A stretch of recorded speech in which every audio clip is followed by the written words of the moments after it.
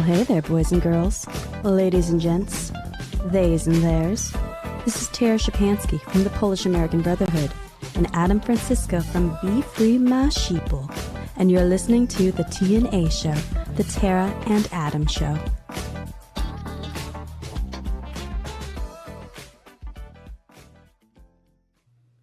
Oh, hey guys, welcome back to our channel, the T&A Show Late Night Edition. I made it back safely to the USA. God bless America. I'm here with Tara, and we also have a very special guest today, and we're going to introduce him in a second, but it's good to be back. Tara, it's good to see you. Good to see you, and I also have you live in person here in the studio. So we had a bunch of technical difficulty just now because we decided to go live, but nothing was hooked up because I've been playing around with everything, of course. That's right, but it gave us some time to pull up some articles for you guys, but in the meantime, we're going to introduce a guy, and we're going to call him Will, and he's from the Bronx, New York, so his nickname is El Bronque. So if you guys want to ask him any questions in the comments, refer to him as El Bronque, spelled like the Bronx. All right, let's put. There he is. How you doing, Will? How's it going? My name is William, obviously. How are you? Oh, we're doing good. We're good to have you here. We're good to have you on the show. Tell the audience about yourself. Where are you from? You know, what are you doing here? How you know us? Yeah, how you know us. Be honest. Come on. Well, I'm from the Bronx. I was raised there for 18 years. I live in Manhattan now. I met Adam through Tara, and I met Tara at a friend's wedding. So that's definitely the Cliff Notes version of the real story, but we'll let it slide for now. Anyway, guys, look, it's almost 2 a.m. in the morning. We wanted to hop on, do a show for you guys because Tara is going to be heading to Arizona for a few days. What are you doing there, Tara? Tell the audience where you're going. Well, I am going to Arizona because the Turning Point USA America Fest is going on. So that is a 4-day conference, and they have a stellar list of attendees and speakers. So I'm super excited about it. So that's over in Phoenix. So I'll be there for the next couple days for that event. Yeah. You know that rumor is Kyle Rittenhouse will be there too. Oh, good. I'm excited. I would love to be able to meet him. I know, Adam, you said you reached out and invited him to be on our podcast. I did. I told Kyle if he wants to come to Florida, we'll cover his flight and also his hotel, since you run an Airbnb also. And Tara. Yeah, he hasn't responded yet, unfortunately. But if we can get him on, that'd be pretty damn epic. That would be. I know, like, I was in Kenosha the other month when the trial was going on, and outside in front of the courthouse during the verdict, and it was such an emotionally intense I was there for 3-4 days while the jury was deliberating, and for me it was definitely an intense emotional experience just for what was on the line, and it represented, of course, you know, Kyle's life, but so much more about what's going on in our country and the future of the Second Amendment and our Constitution. It was also, I think, on trial was the right to defend yourself. And had Kyle lost that case, it would have probably become the precedent for a lot of future cases of self-defense, right? Yeah, where absolutely. Somebody would be like, if somebody brought because Binger was saying, the prosecutor was saying, if you bring the gun to the, it's not seen as self-defense, but you're actually the aggressor by having a gun. Yeah, that's not the way America works. The bottom line is, we've already scaled back so many of the gun rights in our country. You know, like, for example, New York, there's no open carry laws. There's no carry laws there. You know, you can't have a gun in New York City. I don't think you can. I mean, maybe in your own home. Well, let's ask William. He's from the Bronx, so right. he's our token liberal for the show. So we're expecting some good pushback in his opinion. So William, what's your opinion on the Second Amendment and what's it like in New York? Well, there are no open carry gun laws in New York, obviously. But I think that people have a right to defend themselves, and they should have a gun. For me, what kind of gun that people have is on debate for me, or for a debate. That's fair. I get that. You know, should people be walking around with weapons of war? You know, that's definitely up for debate. But if you are reading the Constitution verbatim, literally as it's written, there is 4 key words which are shall not be infringed. And that's where I'm kind of like, there should not be limitations. If you are reading the Constitution as is, should not be limitations on that, on the Second Amendment. What do you think, Tara? Well, I used to think, as a former liberal, I used to think that the Second Amendment was quite antiquated, that why would we ever need to have a regulated militia in this day and age? But really, after seeing the violence of last year, and when cops are being told to stand down, and if you call them for help, they're not going to be coming to certain parts, such as like when they established those Chad zones. I no longer think it's antiquated. Could we possibly have a civil war in the future, or people are going to need to defend themselves if police are not going to be coming to your defense, which is something that I've personally witnessed as well. So, no, it's not antiquated, and for sure people have the right to be defending themselves. And if you're even in New York, William, didn't they like ban like body armor, or at least in some other like liberal states or cities, that even wearing body armor is now seen like as a form of aggression of some sorts? I'm not sure. Fact check me though. I'm going to pull it up right now if it's been banned in New York. The U.S. has a federal ban on the possession of body armor by convicted felons. New York Penal Code, unlawful wearing of a body vest. So there is something in New York about this, which is kind of crazy. William, what's your thoughts on that as a liberal? So you're just saying the average citizen to wear body armor, or? Well, what Adam just read out is that here it is. Under New York law, it is against the law to wear a body vest during the commission of a violent crime. Under New York Penal Code, you will be charged with unlawfully wearing a body vest if you wear a body vest during the commission of a violent felony while possessing a firearm. So that is the loophole. That you can't be committing a crime while wearing a body vest. When really, you just should not be committing the crime. Yeah. I mean, that's more body vest. The point, right? They're basically saying that if you're going to commit a crime, don't wear a body vest so you're more vulnerable. Because I wouldn't have a problem with an average citizen wearing a body vest to go from point A to point B. Right. If they just want their safety. Right. I think Tara needs a body vest when she's doing her rallies in New York. It says in New York, any civilian can purchase and use a bulletproof vest unless the adult has been convicted of a felony. Wait, so, do they lose their right to apparently wear? They lose their right to be wearing a body vest if they've committed a felony in the past? Is what the law is saying? Yeah, maybe because they're already criminals, they'll be emboldened by wearing a body vest to do more crimes. Maybe that's the logic they're using. But again, Tara, this is Democrats, so it's always clown world or reverse logic. So it's kind of hard to get into the mindset of a Democrat anymore. Well, let's get into the mindset of a liberal Democrat. I don't know what your political affiliation is. Are you registered a party? I mean, yes, I am a registered liberal or a registered Democrat. You're a registered Democrat. You can't be registered for all your viewers, so I'm already in there. Yeah, guys, we are so as you guys know on the T&A Show here, we are very tolerant and open-minded.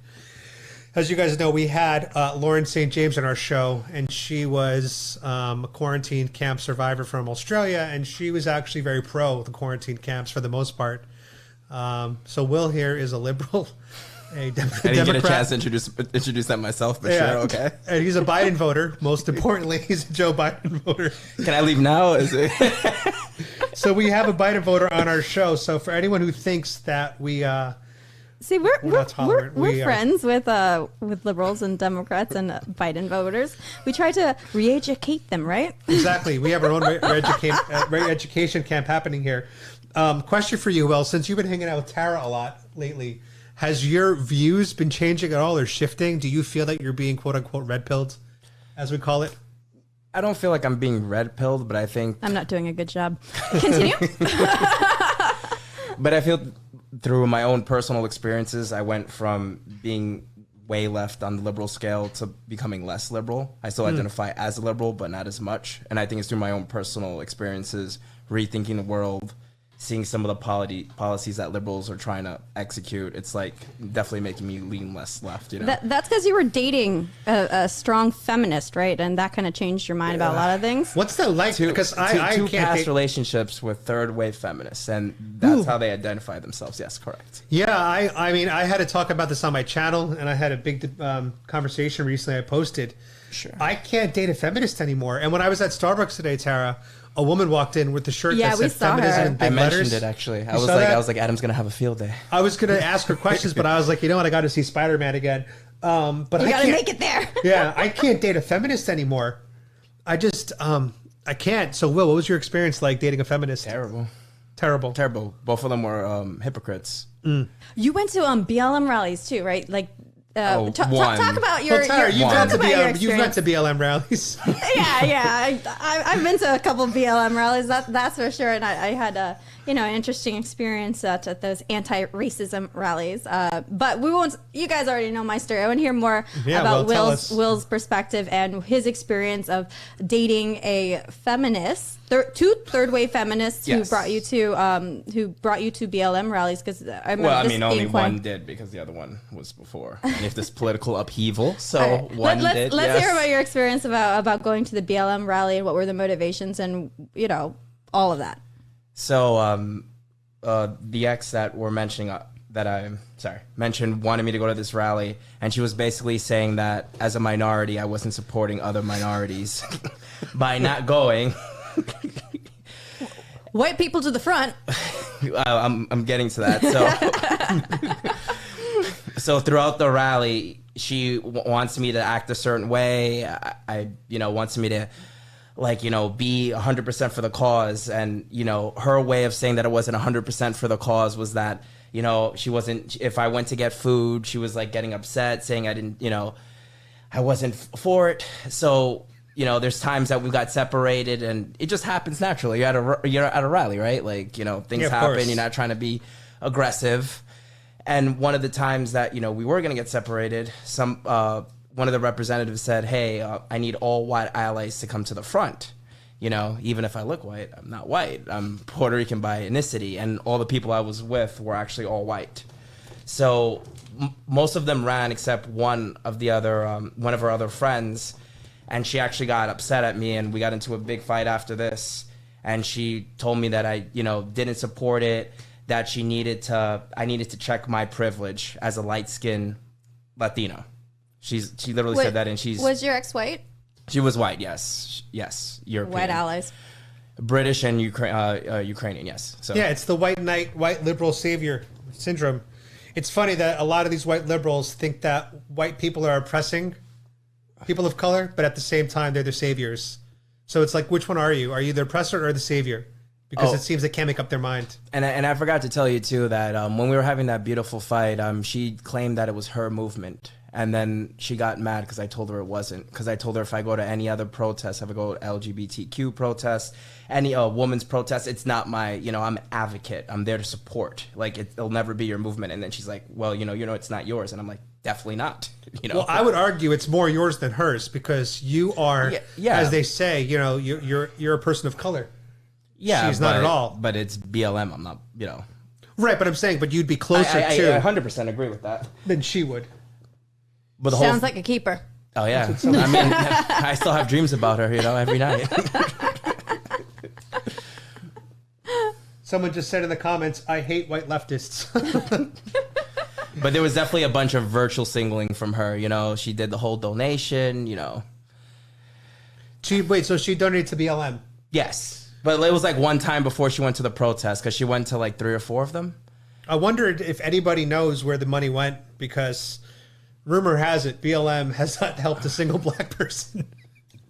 Yeah, even the That's the rumor. As a matter of fact, the rumor is the mere existence of BLM riots or protests or rallies, whatever we want to call it, has actually hurt the black community, because in every major city that there was a major BLM movement, homicides within the black community has skyrocketed. And that was because a lot of these communities defunded their police, which was the only protection a lot of people had in these black communities, was the police presence. So it's ironic how much damage the BLM movement has done to many communities across the U.S. I mean, I don't know if they're correlated, but I never supported or agree with defunding the police. I think restructure has to be done in terms of training and technique, but absolutely, that we agree with. I mean, Tara and I agree with that. I think body cam should be on every police officer 24 hours a day. I mean, if you are, as soon as you check into work, body cam should be on. There's no excuse in 2021. If Tara can do a live stream at riots for 4 hours straight, then police officers can turn a body cam on and have it streaming while they're on duty. Absolutely. That's just like the easiest. We got a Puerto Rican in the house. So we got three Latinos on this. Tara, you're like Latino adjacent because you're half Filipino. Yeah, my close by proximity, right? We were colonized by the same people, right? Exactly. Yeah. Spanish colonized the Those Philippines Spaniards. and everywhere, those colonizers. So William and I went to St. Augustine a couple of days ago, which is the oldest town in America. And I was telling William, I was like, the leftists would totally be destroying this city because they would see it as a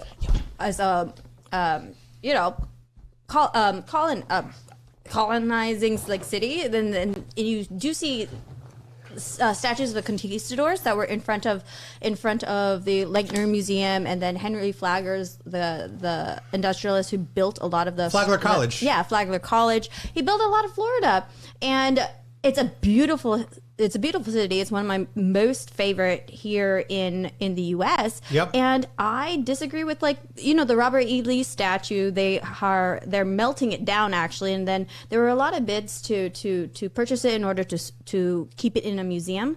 And that's when one culture comes in and it takes over another. That's the first thing they do. They start going after the history of the previous. I mean, the notion of knowing our history is also from a sense of pride, but also so we don't repeat the mistakes of the past. And that's why history repeats itself, is because when we get rid of the mistakes as well, how are you going to progress? It's like, it's like having different versions of a book you're writing. It's to progress towards a more perfect experience. But when you keep wiping the slate of your earlier editions, I mean, how are you actually going to be moving forward? How can you see your progress? I agree with that. And St. Augustine is the longest continuously inhabited city in America from 1565, I believe. They've been inhabited the entire time. So though that I always thought for a while last year they had that 1619 project. You know what I'm talking about, Tara? Yeah. Where they said they wanted the start of the U.S. to be when the first slave ships came from Africa. So that's why they said 1619 should be the date. But then I was at St. Augustine. I'm like, but if this city's been around since 1565, then why would this not be the start of history? Like, why is that the start of history for the U.S.? So I think St. Augustine is an amazing city. One of my favorite places to do street interviews. I'll be going back in a few nights to see the lights. It's all beautiful during Christmas. William, what was your impression of St. Augustine? Oh, I loved it. It was so magical, and I love the culture. I love the people. The people were very nice. And I was going to say, even if you erase the statues and the culture, the people's pain and suffering still exist, even if people don't know about it. And we live in such a digital age that even if you get rid of the statues, you can still find information pretty easily, or much easier. But I would say, like with cancel culture these days, by canceling people, it's a form of digital assassination in a sense, because you're wiping out their ability to have a platform. Like Adam and my views are, constantly we have to tiptoe against the way we express them in order to stay within community guidelines of YouTube. So I hear what you're saying when there's so much different platforms that are out there that can have like history documented these days, but that's still pretty new, because the time periods that they're attacking would be like our colonial history, and I don't know, I don't have a problem with history because I see it as grounds that we can be moving forward. You mentioned it earlier that the Philippines were conquered by the Spaniards, and the Mexicans were conquered by the Spaniards. We were one country at one point, right? So like it always reminds you of like the whole topic of like reparations when it comes up, right? Because a lot of times it's like, well, we have distant ancestors that, were enslaved, which obviously is a terrible thing. But it's like a lot of different cultures and ethnicities throughout history have had trauma that have happened to them. And the bottom line is America, the way it's set up today, is set up that anybody could succeed. I don't think, I did pretty well for myself. My relatives were conquered by, some Spaniards. I did a DNA test. I'm like 20% Spanish blood. And that's probably from when I was, my people were conquered, I guess. But I don't need reparation. What is that going to do? Like what helped was go to school, get education, work hard, invest, And that's how you make progress in this country. It's such a simple blueprint that anybody can follow. And also with every culture in a sense has engaged in tribalism. Even when they say like indigenous people, you had Aztecs and Mayans that were conquering other villages that were around them. So it's like, how far back in history are you supposed to go to right the wrongs of the past? Because like they're defining it basically when white people came in and colonized. But prior to even that, you had Aztecs that were doing what's it called, human sacrificing and sacrificing the neighboring villages and taking over that land. So land has always changed hand in hand throughout history. And I learned when I was in I never thought about this, but I was always curious, like, what language did Mexico speak? Like, what's the native language? It's not Spanish. No. It's a language called, and I don't know if I'm going to pronounce it correctly, but it's Nahuatl, Nahuatl. And if you go to Mexico today, you'll see a lot of streets and a lot of cities that have names that don't look Spanish. They'll have a lot of X's or Q's in the name, or they'll have like words like Chapultepec, which actually might be Spanish, I'm not sure. But the reason why they speak Spanish is because they were conquered by the Spaniards. And so the Spanish came in and they wiped away the language as much as they could because they wanted everyone to be single language as the motherland, which at the time was Spain. So all countries, all histories, all ethnicities have trauma. And that's why I'm against reparations at this point, because it's like, if we give to one group, you should give to all groups. Yeah, and I say unless it's like, instant, unless it's done instantly, like the Holocaust. Do you know what I'm saying? Where it's like, we just fucked up. Reparations are instant. But you can't go 6-7 generations later, in my opinion, and like be how far back are you are supposed to be going? And instead, like, what, you know, when you're focusing your energies on righting the wrongs of the past, how about focusing your energies to be progressing in the future instead? Right. Instead of focusing on slavery existed in America, why don't we focus on slavery was also abolished in America? You know, that's the narrative what it should be focused on. You know, Mexico abolished slavery, I think 1815 or something around then. U.S. was actually after Mexico abolished slavery, which I thought was fascinating. But we did, and that's what we should be focused on. A lot of people in the comments have questions for you, Will, because it's not often we have a liberal here. Okay. This person, Mimi, one of our viewers, said they want to hear Biden voters' thoughts on how the country is doing today compared to when it was under Trump. Oh, wow. That's the floor is yours, Will. Take it. Answer as you want. Isn't this your show? Answer as you want, Will. Go ahead. I mean, okay. I'm definitely disappointed in some of the policies that he's, you know, trying to initiate or follow through. And I definitely think that, I don't know if this is the right way to say this, but I feel like we'll cancel you if you say it the wrong way. Right, you know. Like, it's like, even like my views of a liberal, I feel like it's being deviated to be like too like liberal, even if that makes any sense. Probably it doesn't. Like, it's just more focused on the language and like, you know, like how things are said instead of like tradition and like legacy and like what the country was founded on. It's just like, for me, it's getting a little even too far out. Yeah, or far-fetched to even say that. You mean like how people are policing each other's language and choices of words, as opposed to focusing on maybe like actual action and something of substance? Is that what you're getting at? Exactly. And then like how like laws have like all of a sudden it's like more this open interpretation, when I feel like years ago that open interpretation wouldn't exist. I think also the purpose of why they're policing the languages is to be accomplishing a agenda of what we were talking about earlier today. They're trying to normalize pedophilia with the use of language. And Adam, what was the term that they were using? So they're using like minor attracted persons or youth attracted persons. And, you know, we talked about this earlier. And for those of you who've been watching the news, one of the CNN producers who works closely with Chris Cuomo, his name is John Griffin. If you want to pull up the article, Tara, Google John Griffin's name just so that we could make sure that we have a reputable source while we talk about this topic. He's facing a lot of charges for child, P-word, and pedophilia, something like that. And just this week, Project Veritas exposed another CNN person for, you know, also very inappropriate behavior towards children. And so what we're seeing, you know, there's always been this conspiracy theory of these pedophilia rings or sex trafficking rings. And it's always been mostly put in the conspiracy bucket. But what we're seeing is this happening more and more and more now. not to add a political layer, but to also add a political layer to this. I was explaining earlier that just looking at the ideologies of the different parties, Democrats and liberals generally are very, how do I phrase this? They're very liberal, right? That's the word that they use to self-identify.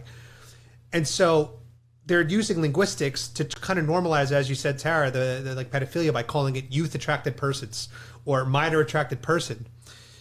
Republicans generally are more conservative values, more family, more God-fearing, more Bible followers. They believe more in law and order. So just looking at those ideologies of the two groups, it would appear, and this is what we're seeing in the news, that it is a left-leaning problem. And that's who's getting caught. That's why people at CNN, these producers, allegedly, let's use the word allegedly, innocent until proven guilty, are being caught in these problems. Because to me, it just makes more sense coming from the left. Do you agree with that? Does that make sense? What do you think, Will? This I'm not so sure about because I honestly got to do my own research about this. So this I'm not going to say too much about because I've only been hearing about this through you. So, so yeah, if I'm his only this source, one I'm not gonna take my foot and put it all the way in my mouth. You know That's what I mean? True. But you have examples of like Gavin Newsom decriminalizing specific acts against children, and giving lesser penalties for that. So I just do see that this is a small part of someone's agenda out there. I'm not saying all leftists or liberals are like that because I would actually assume majority are against it. I would say a vast majority. Yeah, I disagree with that. 100%, right? You agree with that? Yeah. I think it's just a small percentage of the radical leftists that are doing this. But that's the problem that it happens in politics. It's that radical percentage that's always going to ruin it for the rest of the group. I think. Let's see. Someone had a question for you about the jab. What are your thoughts on Joe Biden trying to basically force mandate the jab on everybody to the point that many people have lost their jobs and their careers and their livelihood if they don't get the jab? How do you feel about that? So originally when I think about the vaccine, I would be like, all right, like screw them. Like, they didn't want to get the jab. They're not protecting other people.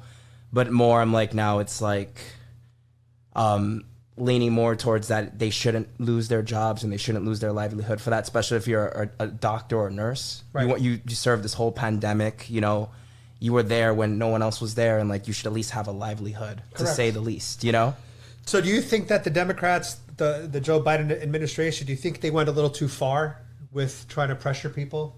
I would say that, yeah. And so that's what I think happened. I think they overplayed their hand, Tara, across the board. I think the Democrats they were doing really well in 2020 with the riots and everything, and the narrative that Trump murdered so many people with his lack of action, that they were able to get away with it, right? But then they went too far. And now I think that they're exposing the reality that Biden is more of a dictator than Trump ever was, in my opinion. Weren't you saying that you think that Hillary's going to be running? That's the rumor. I like to use an analogy, one of my bad analogies, but this is a spoiler alert, guys. So if you don't want a spoiler about the Spider-Man movie, sign off now. 3, 2, 1. Okay. We all just went to see it earlier tonight. As soon as Adam got in, picked him up from the airport, we went straight to the movie theater after having Panda Express. So Tobey Maguire and Andrew Garfield have been in denial that they're in the movie for a long time. They've been doing it for months. Oh, no, we're not in the movie. But at the same time, their press appearances were increasing. They were all doing interviews for whatever reason. So the logical common sense thing would be they're in the news because they're doing subtle press for the movie, which ended up being the right theory. Hillary, similarly, has been all over the news lately. Have you noticed that? Yeah, I've seen it. Her media presence has increased like crazy. I think the Democrats are preparing to bring her in for 2024 to face Trump. Because as it stands now, they know that they cannot. Biden has no shot. He's got 22% approval rating right now for 2024 election. And Kamala's even worse. She's at like 17 or something, 15? It might even be lower than 22 now. That was a couple weeks ago. And Kamala was 12% approval for the 2024 election. So Kamala's done. Biden's done. It's true. They're done. It's over. Trump's coming back as of right now, in my opinion, once he announces. I think they're going to bring Hillary in as their weapon X to try to launch a last minute. I voted for Crooked Hillary back in 2016, and definitely was one of those crying liberals when she didn't win. I was like, I didn't see it coming. But William, what do you think for 2024 if it comes down to Hillary and and Trump. What are your feelings on that? I mean, I'd have to see Hillary change her political stance a bit, and then I'll let you know. Let's assume that Hillary's because now I will just be voting just because Hillary's Democrat and Trump is Republican, right? I mean, a lot of people do that all the time, right? Though. And of course they do. That's what they do. Now, I'll be honest. Is that what you did? I'll be honest. For which election? No, in the previous elections, did you just vote Democrat because you were a Democrat, or did you really for 2016, I did some research, not enough to be honest, and then for 2020, I was like anybody but Trump. To be very honest. So I did more research. I've only voted twice, so the first time I voted, I did more research than the second time. That's most Biden voters were anybody but Trump. You know, I'll be honest. I say now that I would never vote for Democrat again. That I would only vote Republican down ticket. So Tara, in a way, I'm just as guilty as Democrats who go into the booth and vote Democrat because that's what they believe.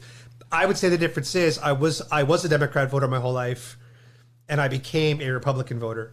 So that's the difference, right? Is that I was red-pilled, and now I'm studying politics every day, reading all the stories. So now I like to consider myself a very well-informed, voter.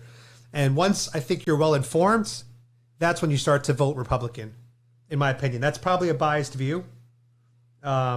Of course it's biased. Of course it's biased. Actually, my dad had told me before when I was younger, because we were, the whole family is registered Democrat, and we were raised as Democrats, that I'd be changing to a Republican once I became rich later in life. Yeah, that's what happens. There's a quote about that. Young people are usually liberal, and then older, intelligent people are usually conservative. There's apparently older, intelligent. I love that. Well, there's a thing that as you get older, you become more conservative in values because you want to conserve the traditions of the country that you remember. I mean, this country's changing so much. Think about this. There are children today that are 5 years old, 6 years old. They don't remember when they were 2 or 3, right? Because you're too young to have memory. Mm-hmm. Their entire life has been this pandemic. Their entire awareness of what this earth is wearing a mask and being scared of a virus. I don't want that childhood. I don't want children to have that. I think it's heartbreaking having kids masked up all the time, can't see each other's expressions, have to sit far apart during school. Meanwhile, our elites, they're all having parties. They're all living life. They're living their best life.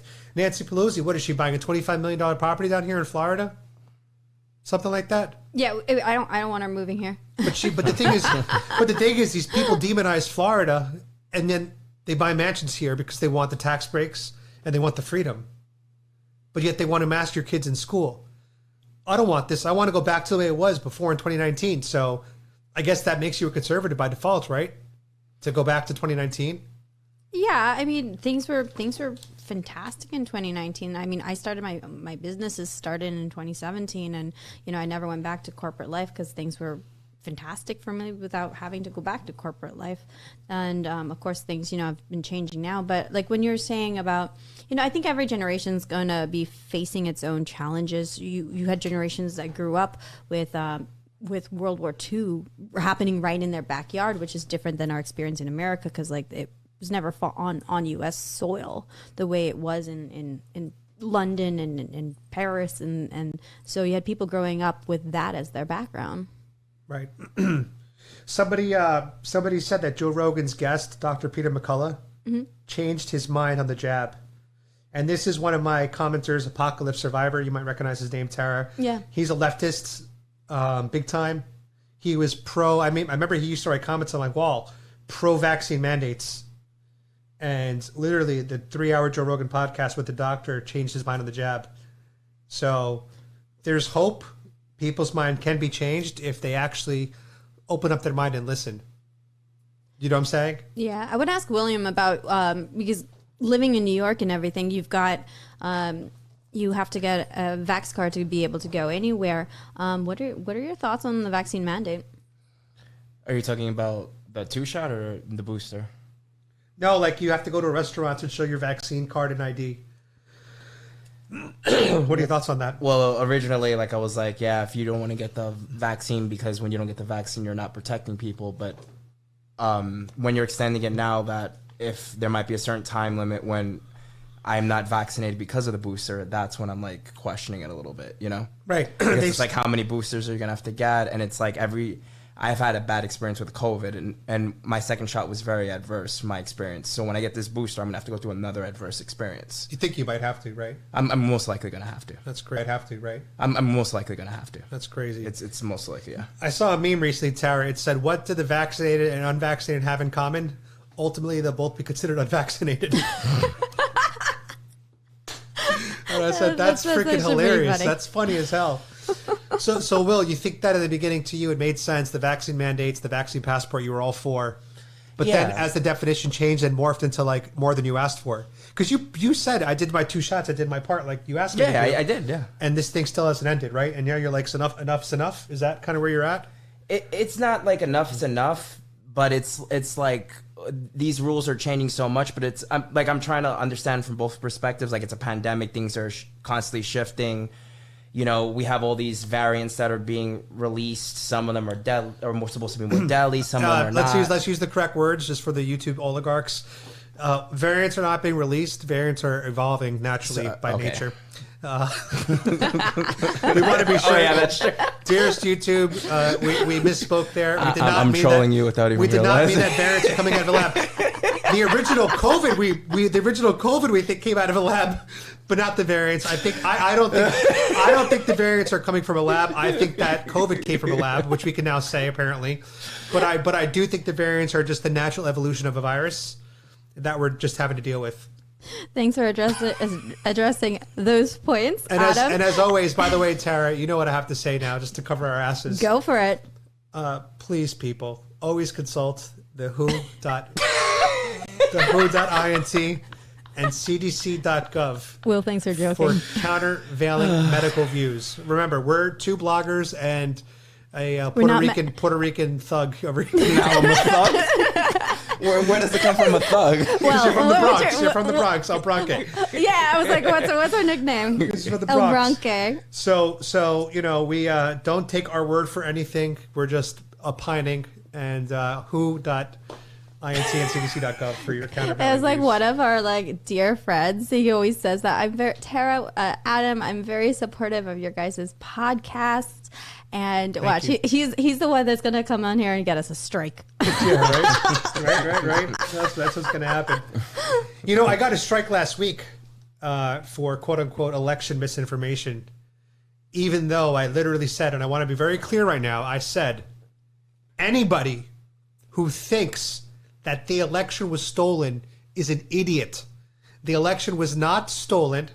Joe Biden won the election fair and square. There is no evidence of widespread voter fraud. Okay, guys, Biden is your president. 81 million votes, most popular president of all time. So there we go. That's exactly what I said. Completely evident by and they his gave rating. me a strike for that, for misinformation. And I said, but I said exactly what you want me to say. And then they actually, after the 4th appeal, they reversed their decision. So fourth appeal, fourth appeal. They rejected me through the platform. They rejected me through email 3 times before they finally accepted it. Because I kept saying to them, if you're going to give me a strike, I need to know a quote that I said or a timestamp of what I said so I don't do it again. How am I going to learn what not to say when I don't think I said anything wrong? So they did a manual review finally, and then they approved it.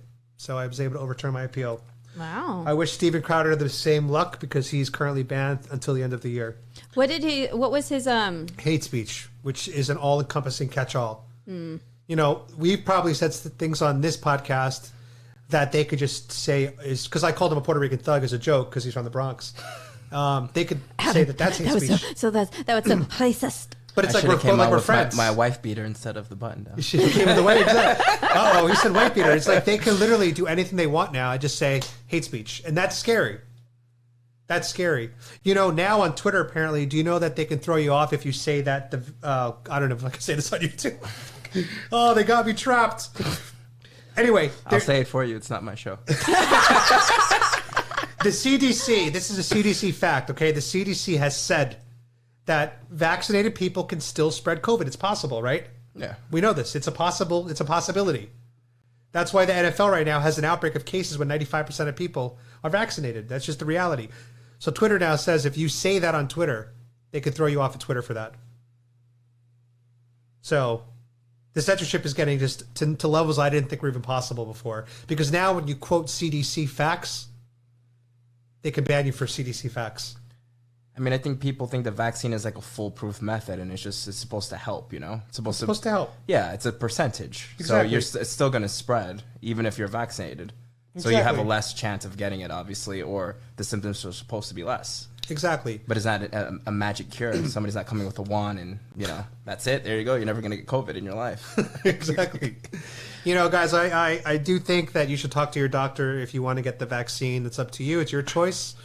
We're not anti-vaxxers here. We're just anti-mandates. And obviously you should talk to your doctor. But even without making that decision that's right for you, you should still do what you can to be healthy as much as you possibly can. And that means, exercise, keep your body fat down, take your multivitamin, sleep, drink a lot of water. And a study just came out, Tara, from medical journals that it looks like fat cells are where the COVID virus actually spreads and multiplies. Oh, wow. So that's why the link with obesity and COVID complications makes a lot of sense. People that are more obese have more areas for COVID to multiply and store. So I thought that was interesting that now we're getting into even more data about how dangerous obesity is, not just for COVID, but literally for a lot of different illnesses, heart problems, diabetes, high blood pressure, all those things. So it's important that everybody who's watching, really does put their health, because it'll just protect you not just from coronaviruses that may exist in the world, but it'll prevent a lot of other illnesses and diseases. So they should be mandating going to the gym. That's what they should have mandated. They should have mandated going to the gym. 100%. Then you won't be able to go to the gym. Yeah, that's there'll be probably too many people. Exactly. But it's funny. I remember when I was growing up, people said, "Why are there no obese people at the gym? Why is everyone at the gym fit?" And if you think about that, it's like, well, it's right. It kind of makes sense. Like I honestly don't see that many obese people in my gym. Most people I see at the gym are fit. No, I see quite a bit at my gym. You do? Yeah. They like starting their fitness journey. Some of them have trainers. Some of them I've seen that, but this is Florida. Florida is actually one of the least obese states in the country. Okay, so then maybe that's different. Yeah, Florida, because we have summer climate year-round, so people are more motivated to stay fit year-round. But I know in New York, people always gain the winter 15. The winter 15, but then it's also here, it's easier to go for a walk, or maybe for a run outside. In New York, you're not going to want to go for a run outside, 20, 30 degree weather, even less. Right. And then you got to layer up, and then if you're trying to get back into it, that's also something that's going to be a mental detriment. That's the worst, though, Tara. When I would go to New York, and you'd go outside bundled up because it's so cold, and then you get inside a bar, and it's so hot, and you have to quickly get undressed. Mm-hmm. It always pissed me off. Like, your body just couldn't adapt properly. And people don't realize that sometimes the quick temperature shift is actually what gets you sick. Right. I remember 2015. I was living in New York City still, Peter Cooper Village, and we had a cold streak where it was 3 days of negative 10 degrees in New York. It was so cold I couldn't take my dogs out for 3 days in a row. My dogs couldn't go for walks.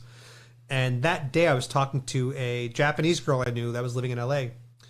And her name is Yuri. And I said to Yuri, what are you doing today? And she said, I'm at a rooftop pool.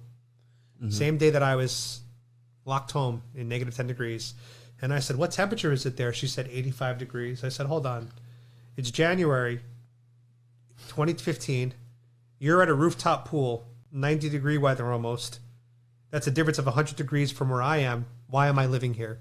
And that was the moment. 6 months later, I moved to LA because I had to get away from the cold. I couldn't do it. I could not do it. I freaking hate the cold so much. You don't like the snow? Reliving your childhood? I don't like the snow. Fights, forts, no. snow William, angels. how are you liking Florida? This is your first time here in 20 years?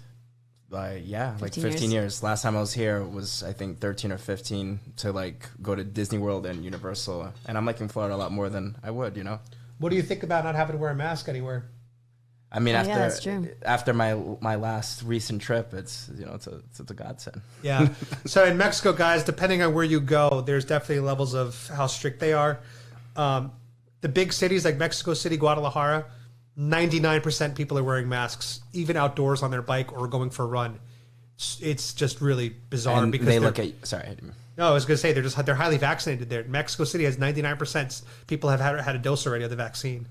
So it's strange. What were you going to say? People look at you. I was going to say they look at you very weird, even if you're outside with social distancing, not wearing a mask. Yeah, you could be by yourself, maskless, and they'll give you a dirty look. When you go to the beach towns like Playa del Carmen, Tulum, you don't see as much, but you still see a lot of it, especially from the locals. The only place that I found in Mexico where there's no masks at all was Sayulita. where nobody wears masks. They're not the employees, nobody. So if you guys are looking for an amazing beach town, you got to go to Sayulita, which is on the west coast of Mexico. But yeah, Florida's great, man. We have total freedom down here. No mandates really for public citizens to go into businesses, restaurants, bars. No masks. You saw people even in the theater. How many were wearing masks today? No, maybe like 3. Yeah, I saw like 3 people wearing masks. I mean, in New York, I still wear them just as respect. But even in the gym, see, I don't wear the gym. But see, that's the problem, though. Is a lot of leftists see the masks as a sign of respect. I'm a liberal, not a leftist, please. Okay, well, it's on the same direction. But a lot of these people that are wearing the mask are still wearing it as a quote unquote sign of respect, and that to me is like an issue, right? Because there's a quote now. A lot of people who comply are complying because they want it to end, right? But because they comply that it will never end. So at some point, if you're double vaxxed, triple vaxxed, we got to get back to normal at some point. You know I remember hearing too, like people were concerned about not wearing a mask because they didn't want to be construed as a Trump supporter, conservative or liberal, or a conservative or a Republican. So even though they were exempt from wearing masks because of vaccination and everything, they were still choosing to be wearing the mask because they didn't want to be identified as a conservative. That's right. Will, what do you think it would take for you to consider voting for Trump in 2024? What would it take? I mean, the way things are going now with Joe Biden's agenda. Hanging out more with me and you. I mean, do you now see it as a possibility that you would vote for Republican next election? In your heart, because I know you've been a Democrat. No, no. I'm trying to be honest. For me, I never really had an issue with the Republican Party. I mean, obviously, I'm Democrat, but like it was that Republican. It was because it was Trump, you know. But I definitely want to do more research than I've ever done before. I'm not going to sit here and say, hey, I'm going to vote Republican, you know. But you're open to researching more that might lead you to that decision. Yeah, I'm opening to researching more, and I'm definitely open to have more debate, and I'm definitely done through my raging liberal phase where it's like we're liberals by default. We're supposed to be open-minded and listen to people's opinions, and some of the most closed-minded people, including my exes, wouldn't listen to the opinion of others, but I'm willing to have those conversations and see, you know. Isn't that crazy though that Will was a liberal dating liberal feminist women, and liberal leftist third wave feminist. Sorry, we're gonna get the whole title right. All right, and their behavior was a portion of what turned you away from going that far left, because the hypocrisy was insane. Isn't that interesting though? Like, even though they were like third wave feminists, they still wanted me to be a man in like almost every capacity, you know. Right. Whether it's, you know, the romantic aspect of the relationship, paying for, you know, meals, things like that, but they just weren't direct up front about it. And then like it's like they wanted a man that's emotional, but then if I wasn't enough of a man, I was getting berated and name called, you know. And I won't say that's the name. The hypocrisy. 100%. That's ridiculous. It's like the girl that you know has an OnlyFans and makes $100,000 a month or a year, whatever it is. It's like, but then she wants you to still pay for everything, even though she's doing damn well on her own. It's like you took the benefits of equality, but then you want the tradition of the way it used to be before you had equality. I think no matter how much money I'm earning, I'm still going to want the guy to pay. Like, well, at least you're open about it. Yeah, at least they're open. But you're also more conservative now, so but that's logical that you would have those beliefs that, you know, you'd want men to pay because the traditional gender roles. It's the liberals that are supposed to be like, we're feminists, we're equal. They're the ones that are supposed to get away from that. Do you know what I'm saying, Tara? Like, I have no problem with you doing that because you're a you lean conservative these days. But if you're a liberal fighting for women's rights and equality and all that stuff, then shouldn't you go all in? Why are you being conservative then? You know, it's like you can't pick and choose. Can you pull up my screen, Tara? Because I got a great article that's good news for all of us. I think Joe Biden, as Will said earlier, was the anti-Trump vote, especially for young kids who, you know, are voting because they're brainwashed. I think what's going to happen come 2024, I think Trump's going to be the cool vote. I think people who are not just annoyed at Biden for, you know, his performance so far, but I think people are going to vote for Trump again as like that rebellious cool vote, which is how he got the vote also in 2016, right? But check this data out, guys. This is amazing data. All right, wow, this is amazing, Tara. Yeah, you have full control. This is so cool. So according to YouGov, The Economist polling, support for President Biden among Americans under 30 has taken quite the beating this year. Get ready for this, guys.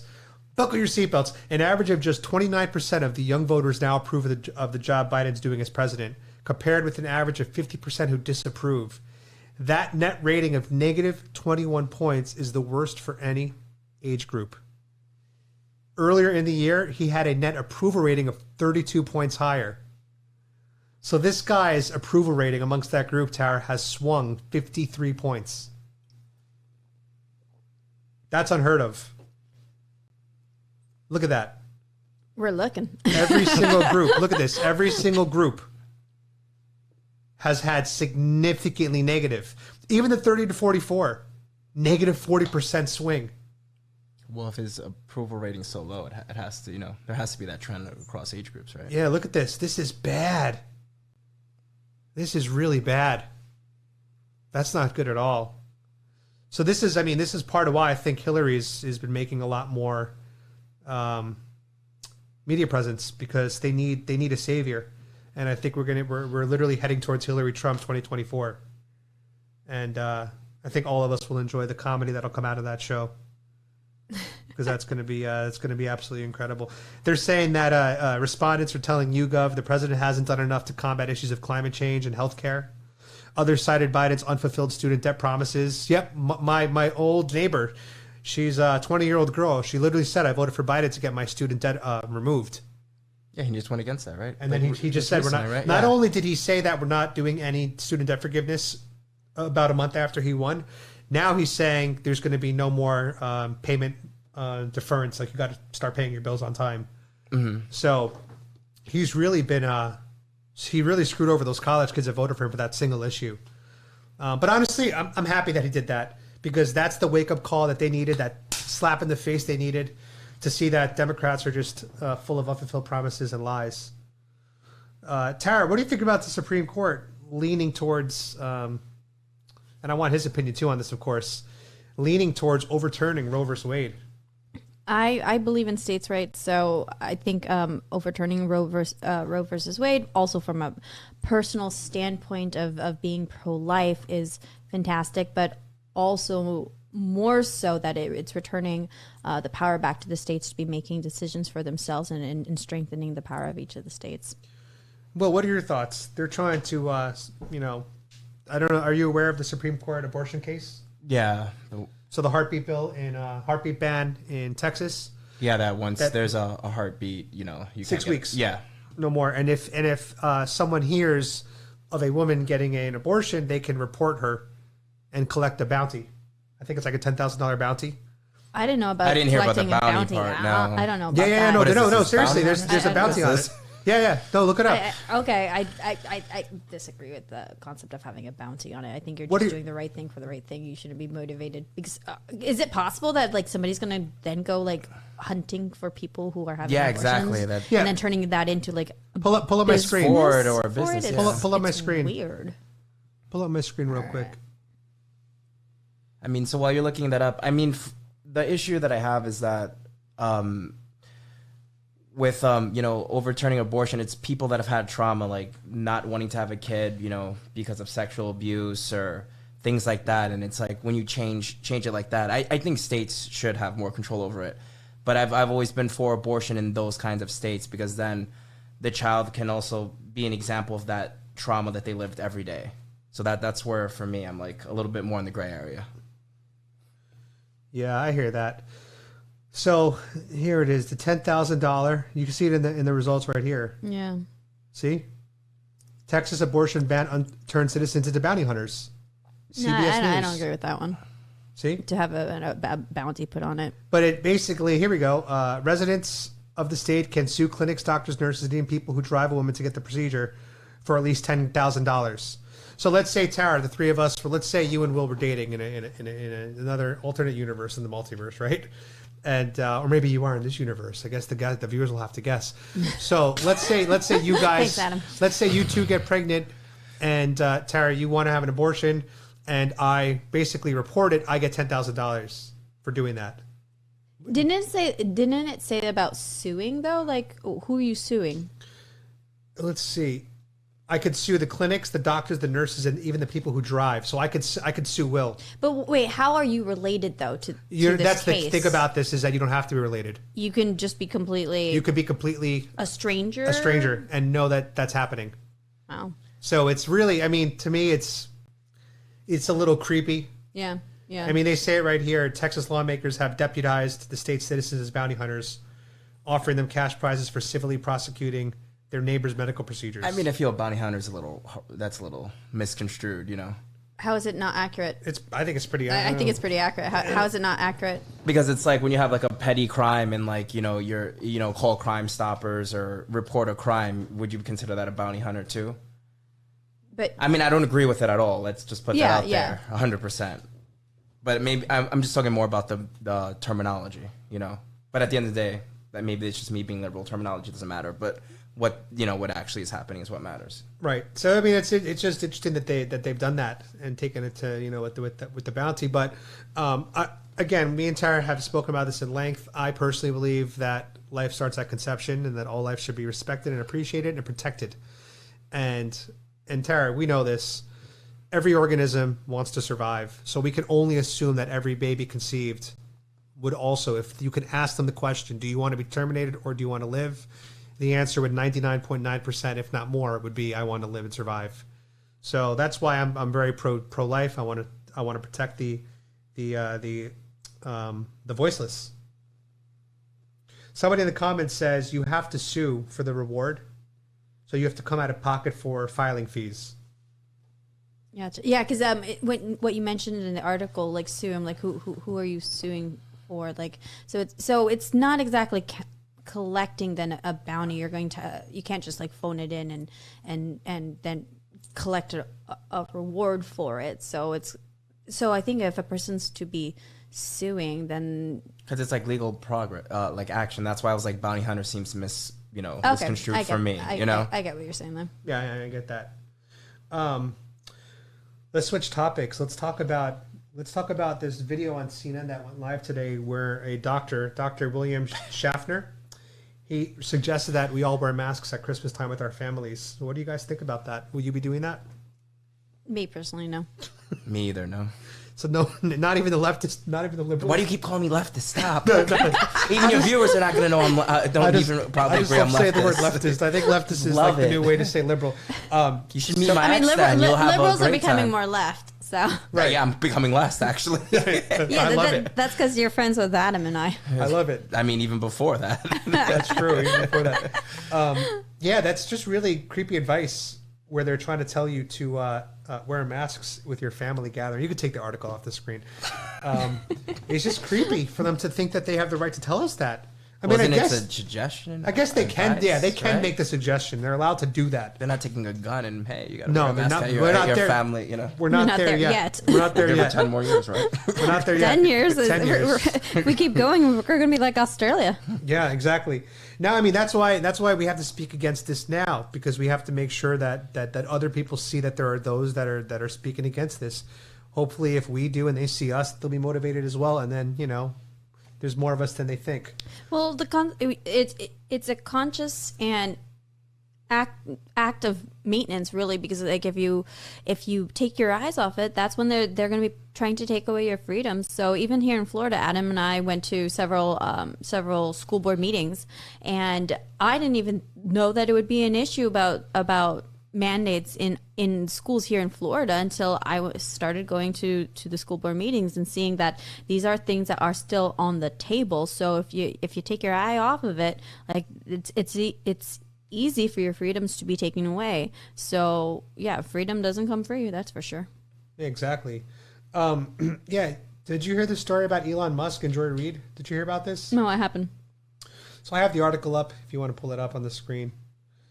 So basically, Elon Musk referred to Elizabeth Warren as Karen, Senator Karen. And we all know what Karen generally means. And MSNBC's Joy Reid says Elon Musk misappropriated black vernacular for misogynistic purposes. She is now claiming that the word Karen is a word used by the black community. Did you ever identify the word Karen as race specific to a community? Well, Karen is supposed to refer to a white woman. Right, but I'm saying the person who says it. No. Right? Like, what is she talking about, Joy Reid? Saying that the word Karen is misappropriating black vernacular. I thought anybody could refer to, I mean, generally, you're right, it's a white woman. Yeah. That's generally called a Karen. Usually a group that's non-white referring to someone. But I've seen, and then white people have also said it to other white people too as well. Right, but I've seen some non-white Karens out there on YouTube. I've seen some Latina Karens and some. For me, generally the term Karen refers to a female only, who's just behaving really, really terribly. What's the term for a guy? Like Darren, a Darren. A Darren? Something Was like it Darren? I thought it was like Ken or something. There's another term I can't remember. Let's see. What is a male Karen? Let's see what the internet says. Hopefully his name is Ken. Ken, yeah, Ken. Wow, I thought it was Darren. It's a Barbie dream house. So, someone said, "Is a male Karen called a Chad?" No, a Chad is a compliment. What's a Chad? Like an alpha male, like a guy with a 6-pack, big chest, lots of money. That's like a Chad. He's gonna go in there and be very assertive. Yeah, aggressive. Very assertive. Gets laid a lot. Gets all the ladies. What he wants. Yeah. Just like Will Bronque. What do you mean? I'm trying to audition for the 40-year-old virgin, the sequel. Okay. You know what? Me too. I wonder what my first time is going to be like. I don't know. You let me know. It's probably going to happen to you first. I'm an incel. I'm involuntarily celibate. You're looking up the country of Chad? No, I'm looking up what a Chad is, and this guy came up. Look, Chad. Talking trash. Oh, this is Chad Johnson from The Bachelorette. I think that's where they got it from. Was from him. Gotcha. He looks like a Chad, doesn't he? With that body. Ooh la la. I know. Will's staring at that screen. Oh, man. Hey, Tara, would you ever go on The Bachelorette or Bachelor? I'm not opposed to it, so maybe. I mean, I'm not much of a reality show person. I remember actually when I competed once for Miss Orlando, and my onstage question was, if you could be on any reality show, what would it be? And I'm like, this is the worst question to ever ask me because I definitely don't watch any reality show. And I answered like The Real Gilligan's Island because it's the only one that came to mind. I should have said The Apprentice so I can be like, you're fired. But I'm not opposed to it. I think it'd be some fun competition there, Oh yeah, I would actually like to be on the show. So, Bachelorette, actually, Bachelor, if you're watching, as opposed to me going on the show, I'd rather go on the show from the concept the guys are vying for me. I think that'd be a little bit more appropriate. Well, usually you have to get on the show as a competitor first, and then be picked from that batch. Like you got to get on the show and then make it pretty far so that the audience knows who you are. Gotcha. So the story can continue. Someone just had a good comment that I wanted to read here. Shit. Oh, yeah. Someone said, how did Australia get the Omicron variant if no one can come or leave? It's true. That's a very good question. Didn't they open their borders for a certain amount of time? I don't know about that. I think you always had a quarantine. But the U.S. right now, according to the data from the CDC, 80% of Omicron cases are vaccinated, and a lot of them had the booster as well.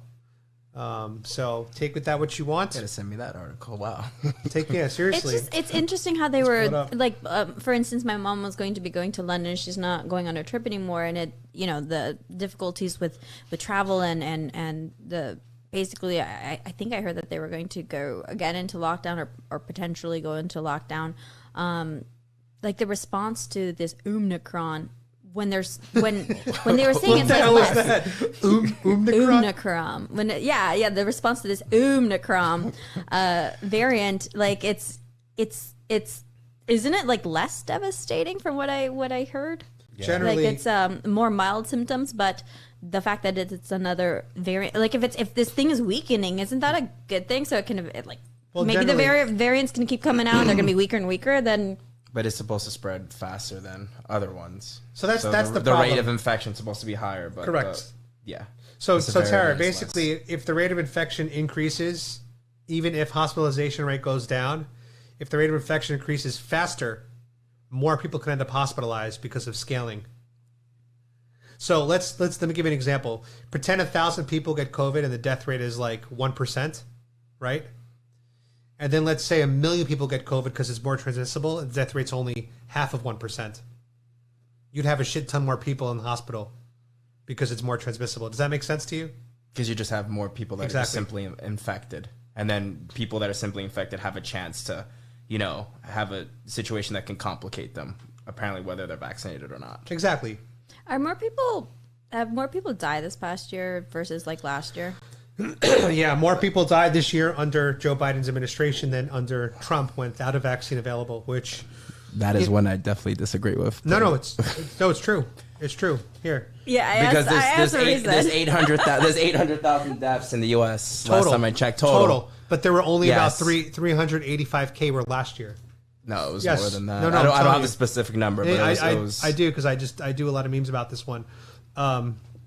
Last year, COVID deaths in the U.S. were 385K and more than, and Joe Biden has done more this year with vaccines fully available. Yeah, here's the number. Do you see it?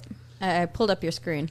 No, this was November 24th. It's always hard to find this. They're like burying this number. So, you know, it's really hard to find.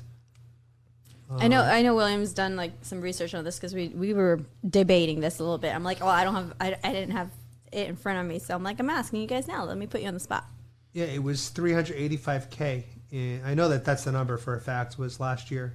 I'm pretty sure I remember it was like 450 or 500,000. No. It never hit that far in 2020. It was 385K. Well, is that accounting for like 2020 was like shorter? No, it's not accounting for that. It's just the number. Remember though, COVID's been circulating before it started circulating in 2019, December.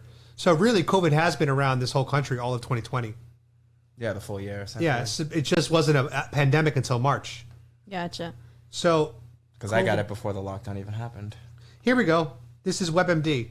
The number of COVID deaths 19 recorded so far in 2021 has surpassed the total for 2020. That's WebMD. So there you go. And this was November 22nd when we were at 771K. About 385K were reported in 2020. And more than 386K have reported this year, and that was November. Now it's about 400 and change.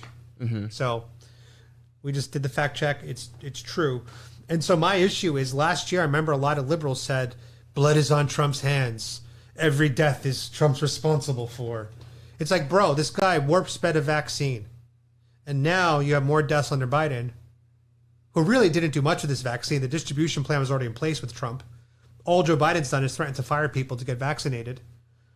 Do you think, Adam, though, like, all right, so you're saying that we just did the fact check that it's coming up true. Do you think it's because you're searching that statistic on my iPad laptop, which is a conservative laptop? I'm just saying because, you know, like the thing is based on our search history, it's going to be catering to different search results. So because, you know, William's not pulling it out of his ass that he saw this statistic somewhere. So maybe his phone is liberal or his computer, his desktop. He has a liberal desktop. Remember, his search results are going to show liberal art.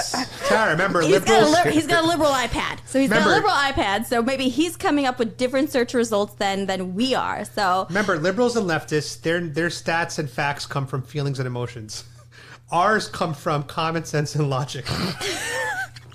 Remember, the Republican Party is the party of common sense and logic.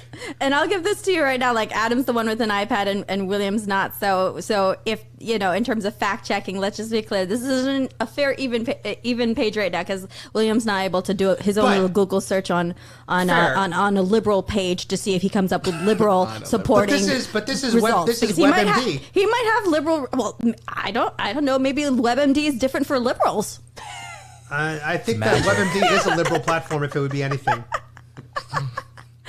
But no, like what I'm saying is here we go. They have ABC 27.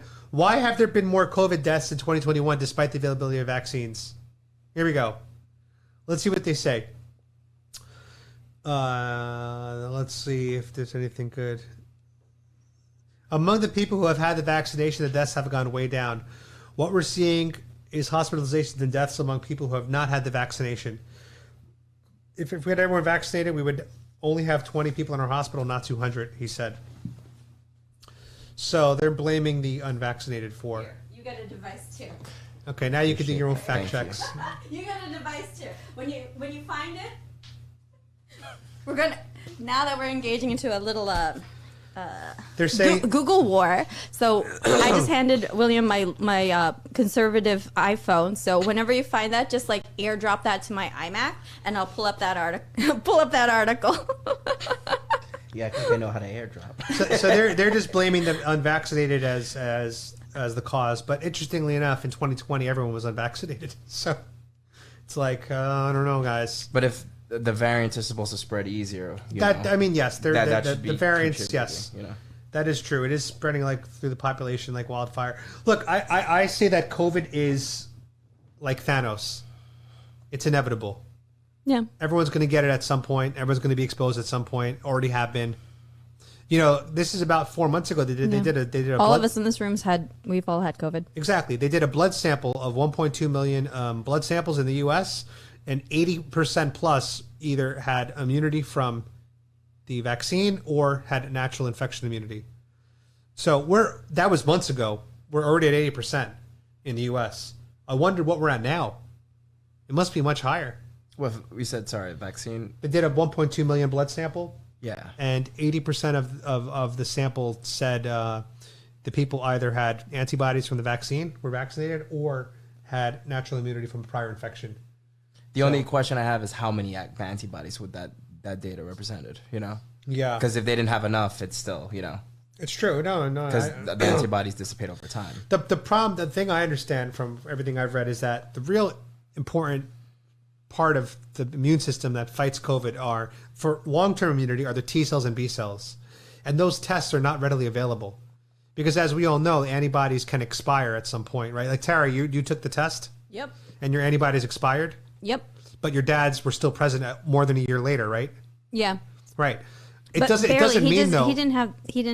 wasn't that much, but I mean, it showed the presence of antibodies. But that doesn't mean, according to everything I've read, that you don't have protection still. It just means that your active it's just the antibodies, yeah. has but you dissipated. need a certain number of antibodies to have that protection. So the thing here, T cells and B cells, right? And I'm going to try to pull this up so we don't get a strike.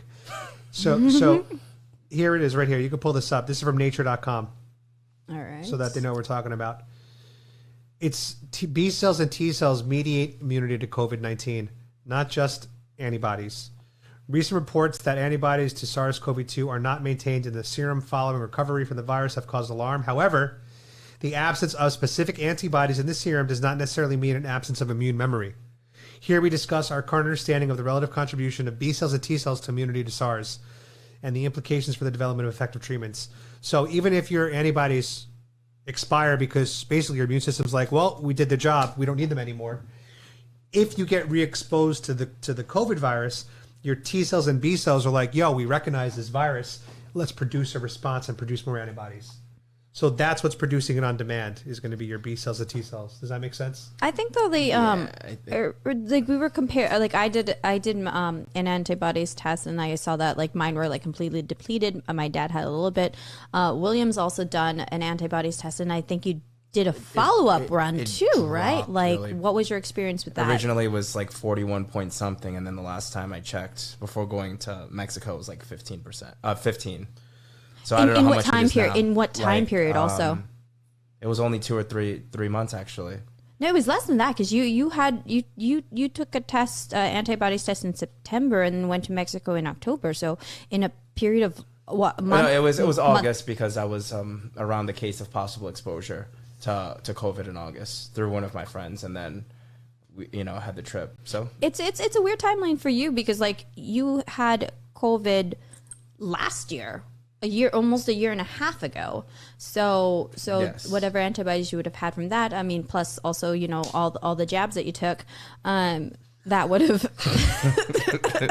all the jabs, all the jabs you took, I feel like that's a jab in itself. The Yeah, guys, Will's the only vaccinated person on this podcast, so he's got the spike, whatever.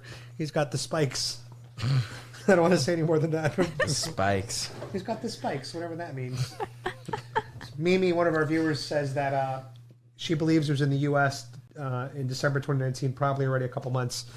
Yeah, based on all the research I'm seeing, rumor is there was like military games apparently in October 2019, and that's when they think that it was released. Because that's when everybody was like heading back to their countries and they would unknowingly be infected by a virus. So who knows? I mean, I really hope one day we figure out how this happened so that we can prevent it happening again in the future. My whole thing is, I don't think that we should be tinkering in labs and making viruses more dangerous. I just don't, because this is exactly what can happen, and I don't think that we need to do that. I mean, it was going to be biological warfare as the next form of a World War III that we're going to experience, and you know, it's most likely going to be in our lifetime with the technology that we have. So it will be germ warfare. I mean, that's what this could have theoretically been. Mm-hmm. I mean, who the hell knows? I mean, I don't want to go down the conspiracy theory route, but no, it just makes a lot. It's not even being conspiracy theories. I don't think it is anymore. Sense, right? Yeah, exactly. You release something that can kill mass amounts of people, and then it could be linked to something genetic, and you don't have to go shoot. You don't have to do anything. Literally, the people are doing it for you. And that's what scares me with these ancestry tests and everything. You know, I was thinking, like, Tara, like what we all have these iPhones, right? We've had these now for what? How many years have we had iPhones? I started with the iPhone 3. Well, how many years has an iPhone or a phone on our body been something we're all just used to now? How many years? 15, 20 years? iPhone, I got mine when I was like, I started with 3, so probably when I was like 25. All right. So I got a phone at 14 years old, my first phone, Nokia, one of those Nokia phones. So I'm used to having a phone since I was 14, so 24 years. Oh, yeah. I've had a trackable device on my body, right? Think about that. Maybe the reason why our elites gave this to us was to prepare us for this kind of moment. You know what I'm saying? They gave us what we thought was a powerful tool, but really this is just a powerful weapon for them. And they do things like put games on it for us to stay distracted and zoned in on this, when really it's just to turn this into a tracking device. Maybe that was a long game. I mean, it certainly is a tracking device. Like, right. We track each other. Exactly. It's crazy. So I don't know. I don't know how far ahead all this stuff was planned out. If it was, who knows? But it's definitely interesting to think about. It dates back all the way to the Titanic. Actually, and the people that were on the Titanic. So. Actually, honestly, I've heard that theory. Do you know about that theory, Will? No, I actually don't know. So there were 3 of the richest men on the Titanic back then, and it was Astor. What was it? William Astor, Guggenheim, I believe so, and Macy's, the guy who started Macy. Mm-hmm. And those 3 guys were 3 of the richest men in the world, and they were all against the creation of the Federal Reserve. And they all said, this will handcuff American citizens for generations to come. And so those 3 men were on the Titanic, the 3 biggest proponents against the Federal Reserve Bank. Mm-hmm. So there's a conspiracy theory out there that the Titanic was purposefully sunk to remove those guys off the chess map. Wait, did they actually die in the Titanic? Died. Yeah, they died. Oh, okay. So that they could pass through the Federal Reserve Bank. And what's interesting enough is George Bush's great-grandfather or great-great-grandfather was one of the founding members of the Federal Reserve Bank. Did you know that? I did not know that. No. Isn't that freaking wild? That 80 years later, his sons would be his offspring would become presidents of the U.S. Isn't that a little like jarring? It's interesting, right? Interesting, because a lot of conspiracy theorists think that a lot of the stuff is pre-planned, or that there's like these elite families and stuff. Mm-hmm. So it's weird to me when one of the guys who created the Federal Reserve Bank, his kids 80 years later are presidents of the United States. I mean, think about that, right? I mean, well, for your own personal life, how far do you plan ahead? It depends on what we're talking about. I would say at this point in my life, weekly. Exactly. Tara, what about you? How far ahead do you plan? I was probably more forward thinking as a 5-year-old. Okay. than I am now. Let's be honest. When I was 5, I was like, I'm going to be a U.S. Congresswoman. Imagine. And that's pretty good. So, that was all like pre-planned, and I knew by the time I was 7, I was like, I'm going to Harvard. So, but now, these day and age, I don't know what city I'm going to be at the next day. So. Spoiler alert. Maybe you will be a congressperson one day. Spoiler alert. But think about this. What if you had the idea to plan ahead 500 years in the future, where you planned generationally, not just for your week, that most people do, right? Mm-hmm. Where you said, I'm going to plan it so that my offspring in 6 generations is going to be amazing. I mean, I'm guessing that's how these people think.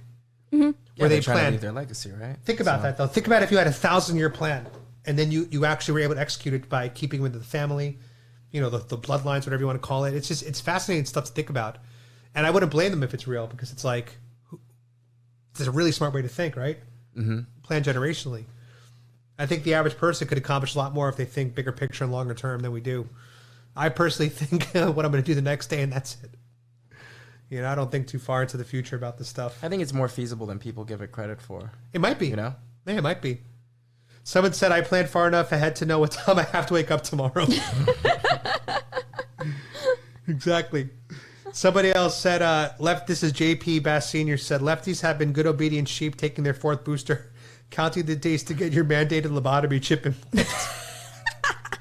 Hey, well, let me ask you a question. If they said you needed a chip implant to be compliant in your skull, would you do that? Don't even ask me that. Would you do Would you do it? Next question, please. Would you do it's a real question. Why would I do that? No. Because I've interviewed people on my channel that are like, oh, if the government says to get a 5th shot, I'll do it. A 6th shot, I'll do it. I'll keep doing it. I love how I keep saying I'm liberal, but I'm being less left and left, and you just keep asking me these leftist questions and pinning me as a leftist. Like, why would I get a chip in my head? You're William, he's just making sure you don't get canceled for being on our show. Yeah. Exactly. When we asked William if he wants to join us with podcasting tonight, I was like, let's just ruin your future career prospects. Why not? You're friends with us. So. Yeah, exactly. Well, what's your experience been your first podcast? Oh, it's great. You know? It's just people talking, right? Yeah. Yeah. I've done like podcasts with friends, but not like camera setup and stuff, you know? Yeah, a lot of people think podcasts are something like super. I mean, you've made it high tech, Tara, with all your stuff you have in the room. Fancy. You guys have a huge treat in 2022. All I can say, I got a lot of work to do. But it's literally just people talking. It's just having a conversation, and then we allow other people to be almost like voyeurs into our conversation, right? And then plus we do interaction in real time. But that's essentially what a podcast is, especially when they're shot live. Do you know what I'm saying? Mm-hmm. Yeah, I think also like we're gonna be planning out having like a members only segment of the show in the future when it's like join us for the VIP lounge afterwards for the T&A Show late night. But we're gonna have the ability for you guys to call in and talk with us directly, and we'll have that on air just for members only. So join us. You said that with guys. such a sexy freaking voice. Oh yeah.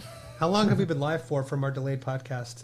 Did we hit an hour yet? I think we're about to hit an hour if we have not yet. Oh, we've actually surpassed that. We're at an hour 20 minutes, so nice. We're good on time. We're good on time. So what I'll do, guys, we got a 6 a.m. flight, so I will convert this into a podcast for Apple Podcasts as well as Spotify, so you guys can find this episode there. Because I think this was a fun one, and I think we have a new voice. We got great audio today because we have all of her speakers set up. But Will, any closing thoughts from a leftist?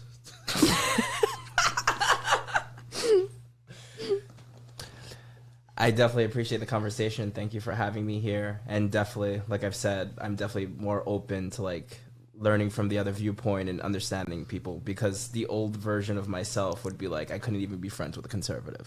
That's how left I used to be. Isn't that crazy? Yeah, like... Wow, we would never be friends. I know, I couldn't be friends with a conservative, or like, how could I be friends with even someone who would support Trump? It's fun. Like, I could be friends with the Biden voter, as I'm doing right now, but generally they can't be friends with me. And that to me is really sad. See, you have one friend now. I got one Biden voter friend left. One Biden voter. All the others are gone. They've all... They don't talk to me anymore. They all exercise their liberalism, you know? But what's crazy, though? As this year goes on, I know a lot of them are like, maybe Adam wasn't so crazy with the way things are going with Biden. So it does give me peace of mind and some closure that a lot of my conspiracies last year when people were calling me a lunatic, it looks like I was right for most of them. So congrats to me on that, I guess. That's the only silver lining. Tara, any closing thoughts for our lovely, beautiful audience, all the people out there? Well, guys, thanks for joining us for a super late night show, and there's a lot more to come. I'm super excited for 2022. There's going to be a good year for mid-years. I think so too. All right, guys, Tara's heading to Arizona for the Turning Point USA. So if you are there this weekend, definitely hit her up on Instagram or slide into her OnlyFans. She has an OnlyFans. You guys can get that exclusive content. I'm kidding. She doesn't have an OnlyFans. I'm more likely to have one than she is. But yeah, thanks again for listening, guys. We really appreciate it. And once again, you can find our podcasts on Apple, Spotify, and of course, my YouTube channel, her YouTube channel. And you could always go to the TNAShow.com. I think that's it, right? All right. And yeah, with great power comes great responsibility. Check out Spider-Man. Let's go, Brandon. Let's go, Brandon. And be free, my sheeple. And God bless President Trump. And God bless USA. Thank you. Namaste. Namaste here. What the fuck? No. Well, hey there, boys and girls, ladies and gents, theys and theirs. This is Tara Shapansky from the Polish American Brotherhood and Adam Francisco from Be Free My Sheeple. And you're listening to the T&A Show, the Tara and Adam Show.